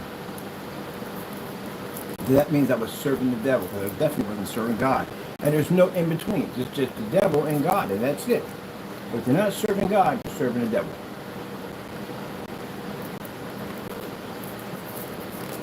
You don't got to have stickers on you or tattoos on you with pentagraphs and the marks of the beast and 666. You don't have all that.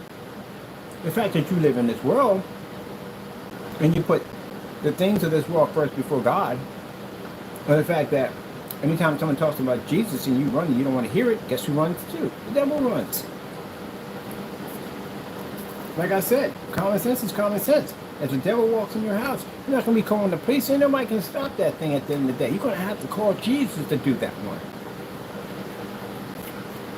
So if Jesus comes and he's there, guess what the devil's going to do? He's going to run. Because he's afraid of Jesus. So with that being said, that if I talk about the Lord and you run, guess what else runs with you? The devil. I love talking about Jesus. Yeah. What kind of Christian would I be if I don't talk about this? What kind of Christian would I be? I'd be a lazy Christian. I felt that pain already. I went through that already. When I became a Christian, I was afraid to talk about Jesus. I was afraid what other people would think about me at the end of the day. Whether they like me or not, because I talked about God. I became a lazy Christian. I felt bad. I didn't like it at all, period. I want to be more like my mother. My mother could talk about God all the time. Just like that, talk about God.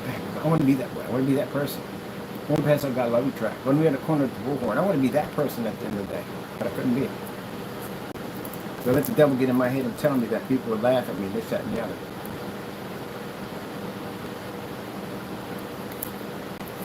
Well, I ignore him. God is more important. It's important that people hear this at the end of the day. Do I want you to go to hell and burn? Heck no, I don't want you going there. I don't want Jamie, I don't want any of them going to hell. I hope they get saved. I hope they find God. I hope they get their lives together. Unfortunately, I have to do what I have to do because the Lord told me go forth. I got to do what has to be done. Hopefully in the process of all this is what you're going to go through in these crossroads, and you will find Jesus. Because if you don't, the devil already has you marked, and he's going to take what belongs to him.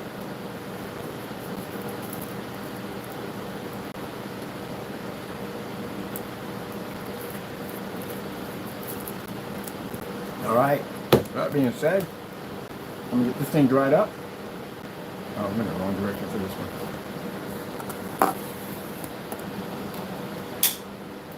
There we go. I'm going to get this thing dried up. Get outside with some nice videos. Got a couple of people popped into the business card. And praise the Lord for another beautiful day.